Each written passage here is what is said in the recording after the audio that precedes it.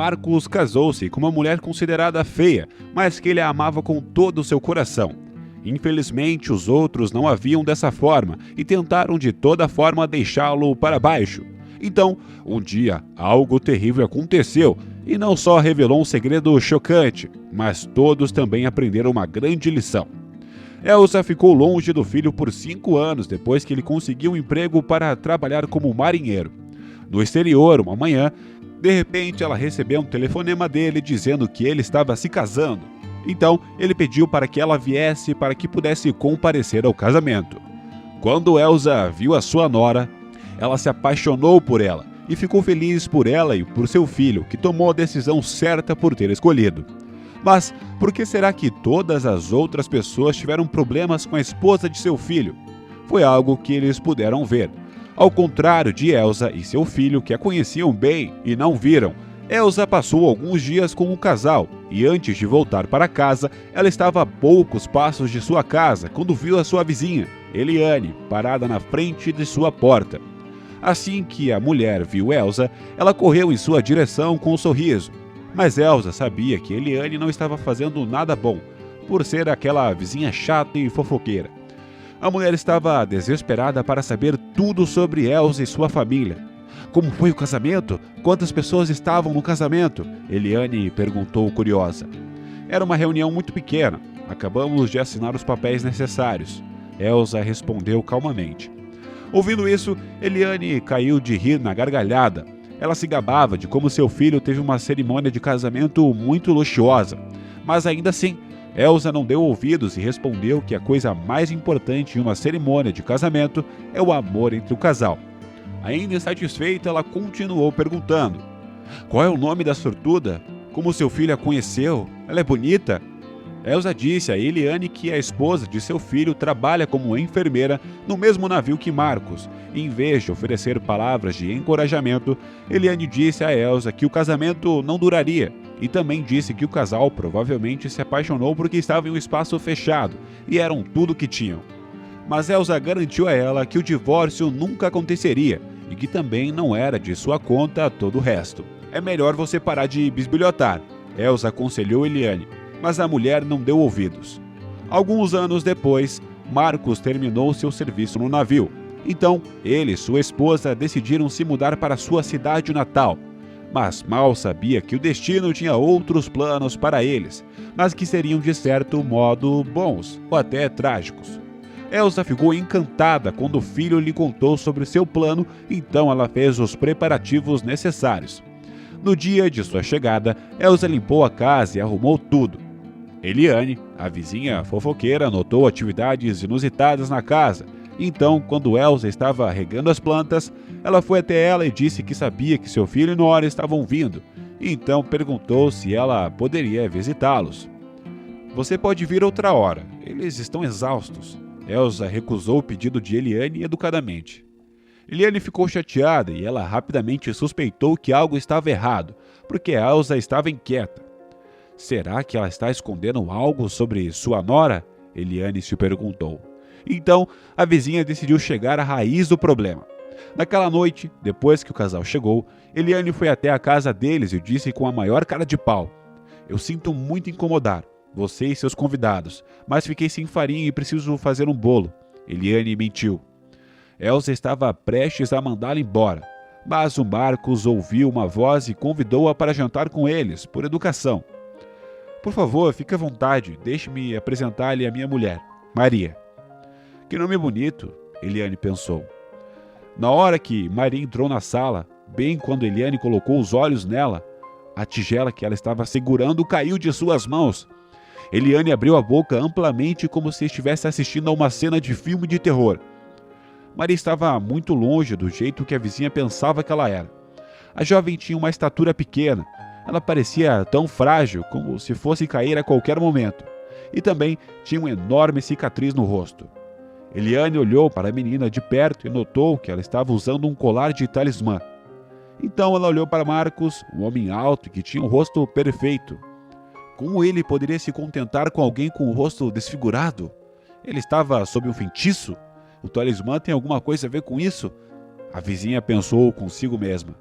Porém, o que ela não sabia era que, na verdade, a história por trás do talismã é bastante comovente, como você verá em breve. "Oh meu Deus, o que é essa coisa estranha no seu rosto?" Eliane perguntou. E depois falou que tinha uma emergência e saiu de casa imediatamente. Marcos ficou tão surpreso com a reação de Eliane que ele sabia que sua esposa estava envergonhada. Então ele a puxou para mais perto e disse a ela que sempre ficaria do seu lado e que ela era linda. Infelizmente, as coisas só ficaram mais desafiadoras para eles. Mas Maria e Marcos rapidamente se ajustaram à sua nova vida na vizinhança. Marcos conseguiu um emprego em uma padaria por enquanto. Maria trabalhava no Hospital Central. Um dia em que o casal tinha ido trabalhar, Eliane foi até a casa de Elsa. Depois que Elsa abriu a porta, Eliane olhou para o lado e então ela sussurrou, debochando e perguntando se o seu filho era cego. E a questionou se Elsa também era cega. "Você não vê como ela se parece? O que aconteceu com o rosto dela? Você precisa salvar seu filho", Eliane disse. Elsa ficou chateada e disse a Eliane que ela estava muito preocupada, pois se ela escolhesse julgar as pessoas com base em sua aparência física, ela era uma pessoa ruim, e o coração era o que importa, e não a aparência das pessoas. Elsa disse e trancou a porta. Embora Maria não fosse bonita, ela tinha um coração lindo, ela ouvia o marido e respeitava a sogra. Logo, a personalidade de Maria superou suas deficiências físicas e alguns dos moradores do bairro a amavam, mas outros ainda zombavam dela. Eliane ficou acordada a noite toda pensando em uma maneira de trazer Maria para baixo e terminar o casamento com Marcos.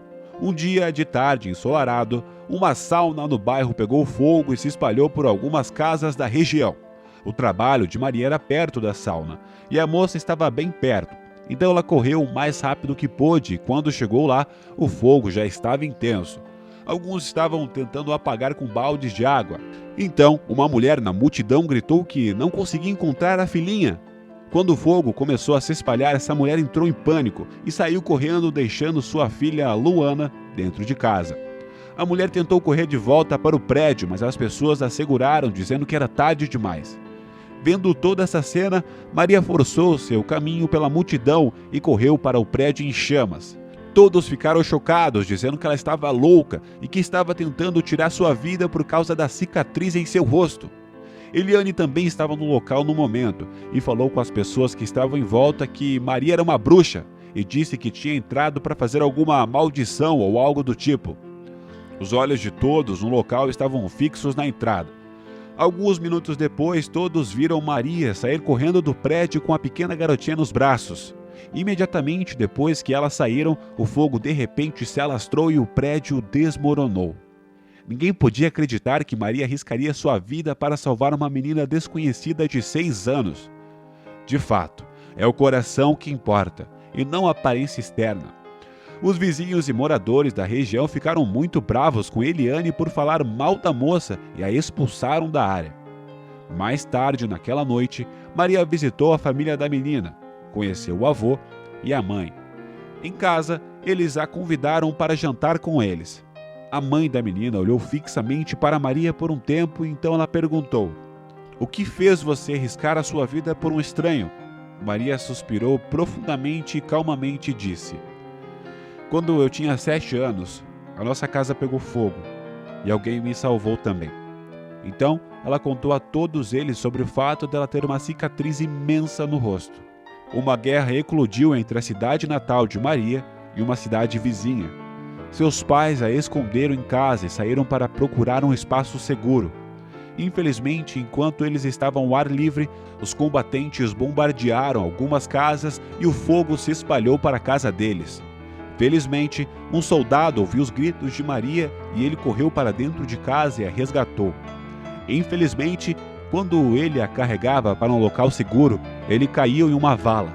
E um objeto pontiagudo no chão cortou o rosto de Maria.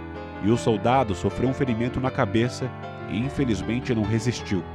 Ele morreu me segurando, mas conseguiu me salvar, disse Maria e mostrou à família o seu colar de talismã, que havia pegado dele.